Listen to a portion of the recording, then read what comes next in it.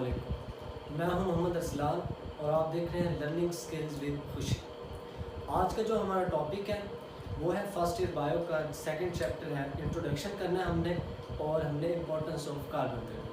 पिछली वीडियो में मैंने आपको बताया था कि हम एक मेथड कैसे अपना सकते हैं स्टडी के लिए, लेक्चर को कैसे ले सकते हैं, उस लेक्चर को याद कैसे कर सकते हैं। अगर आप उन बातों पर, उन चीज़ों पर अमल करेंगे तो इंशाल्लाह जब ये आप वीडियो देख रहे होंगे तो आपको उसी वक्त ये लेक्चर क्या हो रहा होगा, याद भी हो रहा होगा। चलें बगैर टाइम ज़ाय किए हम शुरू करते हैं लेक्चर अपना। आज पहले मैं इंट्रोडक्शन करता हूँ। इंट्रोडक्शन में सबसे पहले बात जो आती है वो आती है बायोकेमिस्ट्री की डेफिनेशन है। बायोकेमिस्ट्री का कॉन्सेप्ट है बायोकेमिस्ट्री। बायोकेमिस्ट्री देखें, ये बायो की एक शाख है। It is a branch of biology. दो चीज़ें इसमें स्टडी की जाती हैं, दो। एक है केमिकल कंपोनेंट्स।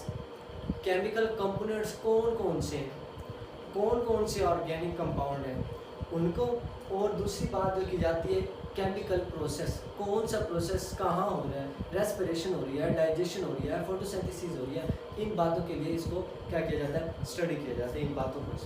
अब देखें डेफिनेशन में क्या कहते हैं, it is a branch of biology in which we deal with the study of chemical components and chemical process in the living organism. ये क्या कहलाती है, बायोकेमिस्ट्री। लिख लेते हैं, इट इज अ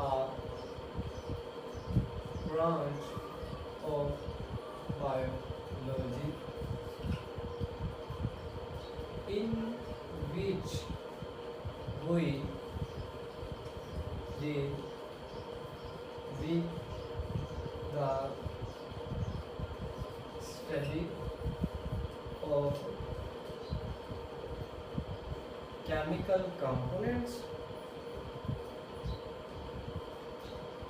components एक बात, and chemical प्रोसेस किस में, इन the living organism, in the living organism. ये बात देखें। अब इस डेफिनेशन का भी कॉन्सेप्ट है, दो चीज़ें याद रखनी है और हमने डेफिनेशन किया।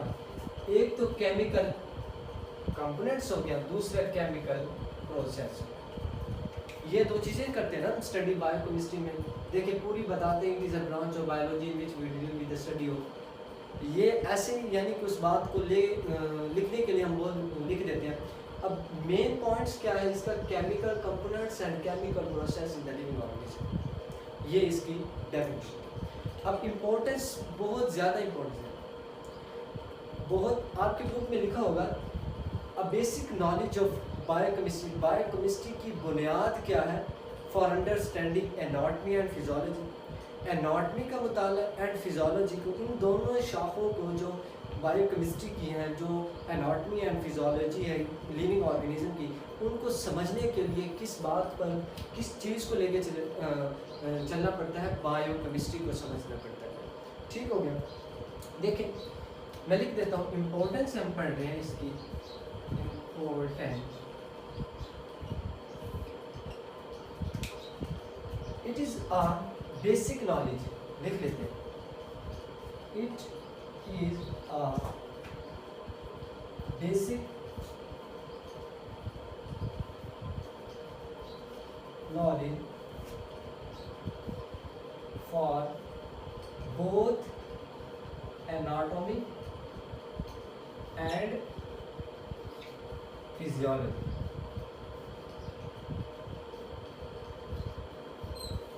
क्यों इम्पोर्टेंट है ये, क्योंकि जो ऑल ऑफ द ऑर्गेनाइजेशनल जो क्या कहते हैं बॉडी का स्ट्रक्चर है ना, वो इन्हीं बातों पर ही डिपेंड कर रहा होता है।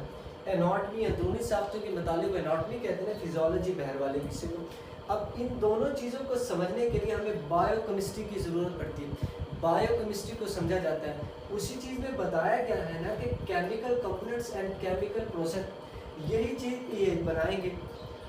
बनाएंगे ना। इसीलिए मिसाल के तौर पर मैं आपको यहाँ पर एग्जांपल देता चलूँ। फॉर एग्जाम्पल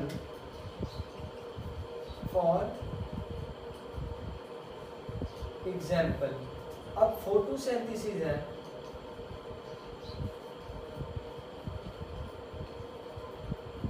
फोटोसिंथेसिस है, रेस्पिरेशन है,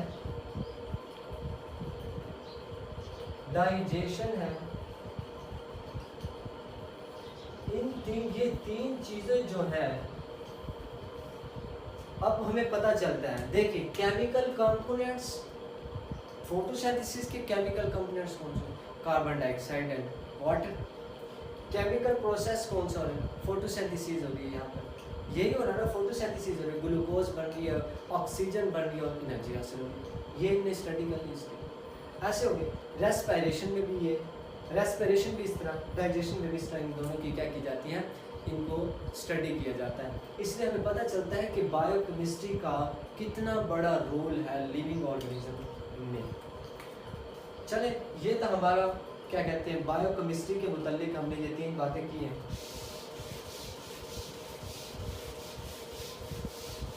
आगे जो है वो हमने पहले भी हमने पढ़ा हुआ है, हमें इसके मुतालिक पता भी है, वो मैं लिखूंगा नहीं लेकिन आपको बता देता हूँ क्योंकि उसका कॉन्सेप्ट हमें पहले भी पता है। नीचे लिखा हुआ है organic compound, inorganic compound. Organic compound के मुताबिक हमें पता है कि वो क्या कहते हैं, ऐसे कंपाउंड जिनमें कार्बन हाइड्रोजन इकट्ठे पाए जाते हैं, जैसे कार्बोहाइड्रेट्स, प्रोटीन, लिपिड, ये क्या होते हैं ऑर्गेनिक कंपाउंड। और ऐसे कंपाउंड जिनमें कार्बन हाइड्रोजन इकट्ठे नहीं पाए जाते इन्हें इनऑर्गेनिक कंपाउंड कहते हैं। फॉर एग्जांपल वाटर है, कार्बन डाइऑक्साइड है, साल्ट, बेसिस, एसिड है, ये सारे के सारे क्या है इनऑर्गेनिक। आगे जो बात आ जाती है ना वो है तो क्या कहते हैं, एक सेल जो होता है, एक बैक्टीरियल सेल और मेमेलियन का एक सेल है, उस सेल में क्या क्या चीज़ पाई जाती है, किस तनासब से पाई जाती है, उसको हमने बताना है इधर। देखिए अल्लाह तबारक व तआला की कुदरत का यहाँ आप एक हैरान को नज़रिया देखेंगे कि एक सेल में कितना कुछ पाया जाता है। एक सेल जो हमें आम आँख से दिखाई भी नहीं दे रहा हो तो उस सेल में इतना कुछ होता है। देखें सबसे पहले वाटर लिखा हुआ है मैंने। अब जो बैक्टीरियल सेल और मेमेलियन सेल है ना, इनमें वाटर की परसेंटेज जो होती है वो सेम होती है, यानी कि 70% वाटर होता है और 70% वाटर ही मेमेलियन सेल होता है। नीचे जो बात आ जाती है वो आ जाती है प्रोटीन की। प्रोटीन क्या आ जाती है, जो बैक्टीरियल सेल होता है उसमें प्रोटीन 15% होती है और इसमें कितनी होती है 18%। कितनी, यानी कि 100% एक सेल का ना 100% में से 70% उसका वाटर हो गया, 15% उसकी क्या हो गई है प्रोटीन हो गई। अब कितना बचा इधर 15 बचा, इधर कितना बचा 12। अब कितने परसेंट और कौन कौन सी चीज़ें पाई जाती हैं वो हम नीचे लिखें। देखिए अब आ जाते हैं कार्बोहाइड्रेट्स।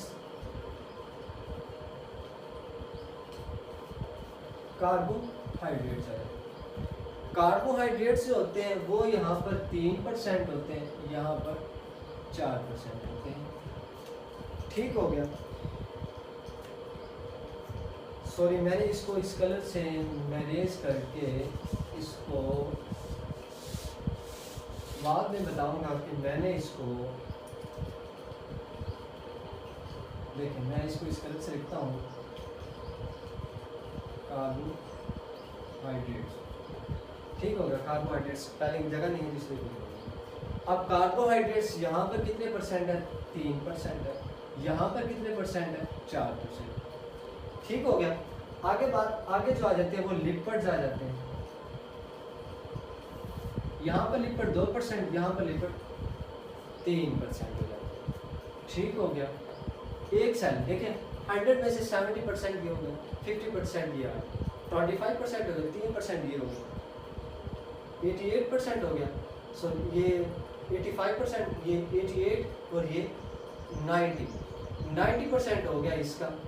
ये कितना हो गया 88%, 92 और 3 95% हो गया। अब बाकी क्या बचते हैं वो भी हम लिख लेते हैं। अब इधर आ जाएं, नीचे आ जाता है DNA, क्या आ जाता है DNA यहाँ पर होता है 1%, यहाँ पर होता है 0.25%, ठीक हो गया। आगे RNA आ जाता है RNA इधर 6%, इधर होता है 1.1%, ठीक हो गया। आगे आ जाते हैं ऑर्गेनिक मॉलिक्यूल। अब मैं इधर नीचे लिख रहा हूँ, जैसे एंजाइम्स हैं, हार्मोन्स हैं, स्पेलिंग पूरी नहीं लिखी, हार्मोन्स वगैरह। अब ये कितने परसेंट होते हैं? ये होते हैं 2%, इधर होते हैं 2%, इधर होते हैं, ठीक हो गया। नीचे इनऑर्गेनिक आए, यानी आइंस हैं, वो कितने परसेंट होते हैं? जैसे मैं पहले इसकी एग्जांपल लिखता हूँ, पोटाशियम आइंस हो गया, मैग्नीशियम आइंस हो गया, कैल्शियम आइंस हो गया। प्लस का साइन आप जानते हो कि इसकी वैलेंसी 1 है, इसकी वैलेंसी 2 है, इसकी वैलेंसी भी कितनी है? 2 है। और ये भी कितने परसेंट होता है? ये 1%, ये भी 1%। देखिए जो मैंने ब्लैक कलर में लिखा है ना, ब्लैक कलर में, सॉरी इसको रहने दे, वाटर देखिए सेम है, ऑर्गेनिक मॉलिक्यूल भी सेम है और इनऑर्गेनिक मॉलिक्यूल भी सेम हो गया। अब हम इनको काउंट करें, 70%, 85%, 88, 90, 91, 97 और 3% 100 हो गया, इसका भी 100 हो गया। ये देखिए एक सेल का 100% है, उस सेल के 100% में इतनी चीज़ें क्या होती हैं? शामिल होती हैं। और ये बहुत ही इम्पोर्टेंट शॉट है, ये क्या है? इम्पोर्टेंट शॉट हो गया है, ये हमारा शॉट, बायोकेमिस्ट्री भी हमारा शॉट है और ये भी हमारा शॉट हो गया। ये बहुत इंपॉर्टेंट शॉट है और इसको याद करने का तरीका भी यही है कि जैसे ये लिखा गया है इसको वैसे ही याद करें। इसकी जो नंबर्स है देखिए, पहले नंबर पर वाटर आ गया, नंबर 1 वाटर, फिर 2 पर प्रोटीन, 3 पे कार्बोहाइड्रेट, 4 पर लिपिड, 5 पे DNA, 6 पे RNA, 7 पर ऑर्गेनिक मॉलिक्यूल और 8 पर इनऑर्गेनिक। आप ऐसे याद करें, इसका बेनिफिट ये होगा कि हमें चीज़ें मिक्स नहीं होगी और हमें भूलेंगे। हमें पता है कि वाटर भी सेम है, ऑर्गेनिक और इनऑर्गेनिक मॉलिक्यूल सेम है, बाकी ये 5 चीज़ें 6 चीज़ें जो है 5 चीज़ें हैं, इनमें हमें मुश्किल होगी तो इन्हें हमें ऐसे याद करेंगे तो हमें ये याद होगा। इस इंट्रोडक्शन में जो आखिरी बात लिखी गई है वो मेटाबॉलिज्म की लिखी गई है। मेटाबॉलिज्म को भी मैं यहाँ पर नहीं लिखता है क्योंकि वो हमने पहले पढ़ा हुआ, जस्ट उसका ओवरव्यू देता चलूँ, फिर हम इंपॉर्टेंस ऑफ कार्बन को स्टार्ट करें। मेटाबॉलिज्म हमें पढ़ा है कि all chemical reaction within the living cell जो होते हैं, जो एक सेल में रिएक्शन हो जाते हैं, उनको कलेक्टिवली हम क्या कहते देते हैं? क्या कह देते हैं? मेटाबॉलिज्म कह देते हैं। अब मेटाबॉलिज्म की 2 टाइप्स हो जाती है, एक एनाबॉलिज्म होता है, एक हो जाता है कैटाबॉलिज्म। बस बात को याद ये रखिएगा, ये एमसीक्यूज पूछते हैं, मैं लिख लूँ पहले एनाबॉलिज्म और कैटाबॉलिज्म। ये जो 2 चीज़ें लिखी है ना, इनके मुताबिक एक बात याद रखिएगा, ये एमसीक्यूज पूछे जाते हैं। Need energy, do not need energy.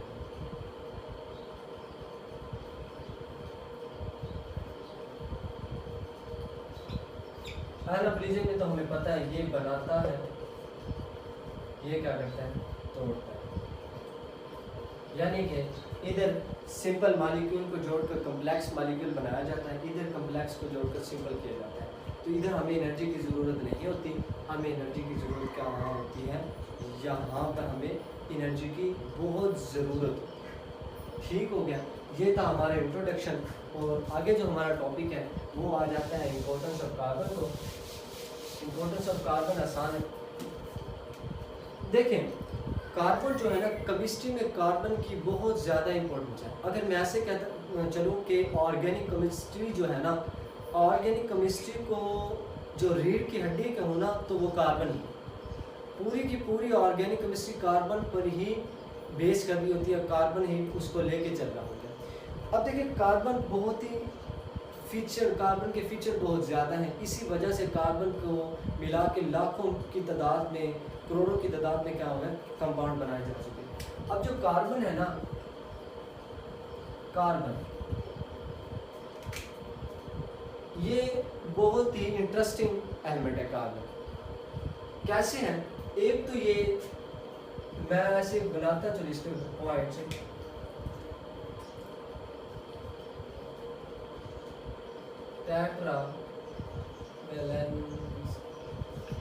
Tetravalency, यानी कि इसकी वैलेंसी कितनी है, 4। इसके जो आउटर मोड शेल में इलेक्ट्रॉन की कमी जो होती है वो 4 होती है, तो ये क्या कर रहा होता है, वैलेंसी 4 शो कर रहा होता है, यानी कि ये 4 दे भी सकता है, 4 ले भी सकता है, इसलिए इसको वैलेंसी क्या आ गई है इसकी, टेट्रावैलेंसी। दूसरी बात जो है,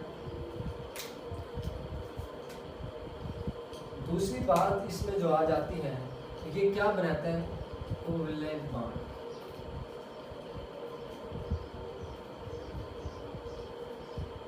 कौन सा बॉन्ड बनाता है, कोवैलेंट बॉन्ड। कोवैलेंट बॉन्ड हमें पता है इलेक्ट्रॉन किससे बनता है, विद शेयरिंग ऑफ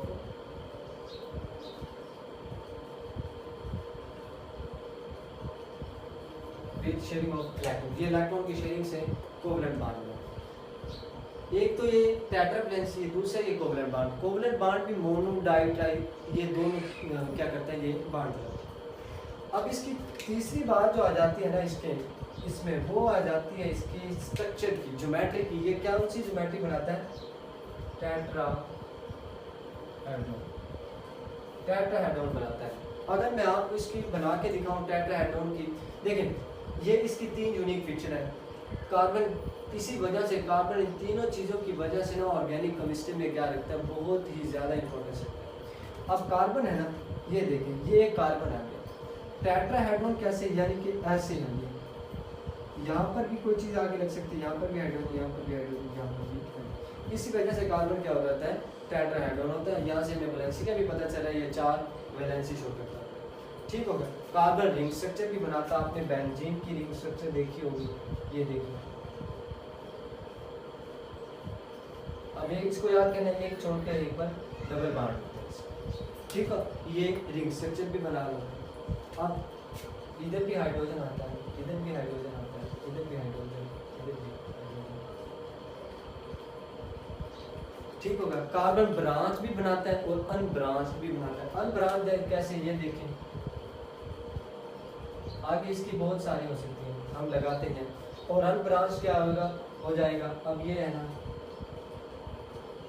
अब इधर लगे होंगे, यहाँ पर कार्बन लगा होगा, यहाँ पर हाइड्रोजन, यहाँ पर कार्बन, यहाँ पर हाइड्रोजन, यहाँ पर कार्बन, यहाँ पर हाइड्रोजन। ये ब्रांच हो गई है, ये अनब्रांच हो गई है, ठीक हो गया। ये था कार्बन का, क्यों कार्बन इतना ज़्यादा ऑर्गेनिक केमिस्ट्री में इस्तेमाल होता है, क्यों सबसे ज़्यादा जो रिश्तेदार मैं कहूँ तो सबसे ज़्यादा ऑर्गेनिक केमिस्ट्री, और केमिस्ट्री में कह दूँ ना तो ये सबसे ज़्यादा रिश्तेदार इसी बंदे के, सबसे ज़्यादा दोस्त इसी बंदे के, इसी कार्बन के। ओके हो गया। और मैं ऐसे भी कहता चलूँ कि भाई ना, मिसाल के तौर पर हम कह सकते हैं कि जैसे हम अशरफुल मखलूक़ात हैं ना, कि ज़मीन पर अशरफुल मखलूक़ात अल्लाह की जो है वो इंसान। अगर मैं कहूँ ना ऑर्गेनिक केमिस्ट्री के अशरफुल मखलूक़ात कौन से, तो ये हैं, कार्बन है भाई। कार्बन सबसे ज़्यादा, क्योंकि कार्बन ही कार्बन, जिस रिएक्शन में भी देखोगे कार्बन कार्बन कार्बन कार्बन ही नजर आता है। ठीक हो गया, ये था कार्बन का ओवरव्यू। आगे देखें, अब हम इसका प्रूव भी करते हैं, आया कार्बन वाकई में इतनी ज़्यादा इंपॉर्टेंस रखता है, वो कैसे पता चलेगा, इसके कम्बिनेशन से। अब देखें, कार्बन हाइड्रोजन बॉन्ड, कार्बन के बॉन्ड से पता चलेगा ना, कार्बन हाइड्रोजन के बॉन्ड से बॉन्ड बनाते हैं CH बॉन्ड, बहुत ज़्यादा important, potential source of energy है, कार्बोहाइड्रेट्स में पाया जाता है, डबल अमाउंट ऑफ एनर्जी यहाँ पर स्टोर हो जाती है। और ये भी हम आगे पढ़ेंगे, ये जो CO बॉन्ड है, इससे ज़्यादा इस बॉन्ड में एनर्जी क्या होती है, स्टोर होती है। ये CO बॉन्ड के अंदर ग्लाइकोसाइडिक लिंकेज में देखें है ना रोल प्ले कर रहा है, ये कार्बोहाइड्रेट्स में रोल प्ले कर रहा है, ये CO बॉन्ड किस में रोल प्ले कर रहा है, ग्लाइकोसाइडिक लिंकेज में रोल प्ले कर रहा है। अगर मैं इसको लिखूं CN ये नाइट्रोजन अमाइनो एसिड में पेप्टाइड बांड बनाने में ये क्या कर रहा होता है, प्रोटीन बनाने में रोल प्ले कर रहा होता है। फास्फोरस के साथ भी इसका बांड बनता है, सल्फर के साथ भी क्या होता है, इसका बांड बनता है। कार्बन बहुत ज़्यादा इंपॉर्टेंस रखता है, ये आप आगे भी पढ़ेंगे, बस यहाँ तक हमें ऐसे याद करना है। ये लॉन्ग तो है नहीं, इसमें बस एमसीक्यू पूछ लेते हैं या वो इसमें से क्या करते हैं, शॉर्ट उठा लेते हैं। ये लिंकेज में ना इंपॉर्टेंस ऑफ कार्बन की क्यों है, इंपॉर्टेंस ऑफ कार्बन लिखे तो हमने जो मैंने आपको 3 पॉइंट पीछे बताया वो लिखने हैं। क्यों है, टेट्रावेलेंसी है, टेट्राहेड्रॉन है, कोवलेंट बांड बनाते हैं, और ये इसके कार्बन हाइड्रोजन के साथ बांड बना रहा होता है, ऑक्सीजन के साथ भी बांड बनाता है, और नाइट्रोजन के साथ भी क्या कर रहा होता है, बांड बना रहा होता है। इससे नीचे जो बात लिखी गई है वो लिखी गई है मैक्रो मॉलिक्यूल्स और माइक्रो मॉलिक्यूल। और जो लार्ज ऑर्गेनिक मॉलिक्यूल जो होंगे वो यहाँ पर हमने देखना है कि वो देखिए डेफिनेशन बदलती रहती है, ये नहीं होता एक ही डेफिनेशन होती है। सिचुएशन हमने मैक्रो मॉलिक्यूल की पिछली क्लास में डेफिनेशन पढ़ी होगी, यहाँ पर थोड़ा उसको मॉडर्न कर दिया गया है कि लार्ज मॉलिक्यूल जो है वो क्या होते हैं, मैक्रो मॉलिक्यूल्स होते हैं, ठीक हो गया। और सवाल जो होते हैं वो क्या आ जाते हैं, माइक्रो मॉलिक्यूल्स बन जाते हैं, ठीक हो गया। ये था आज का हमारा टॉपिक, और इंशाल्लाह उम्मीद है कि आपको समझ आई होगी। बड़ा तवज्जो से सुनना है, और जो जो बातें बताई गई हैं सिर्फ इन्हीं को याद करना है, बाकी कुछ भी याद करने को नहीं है।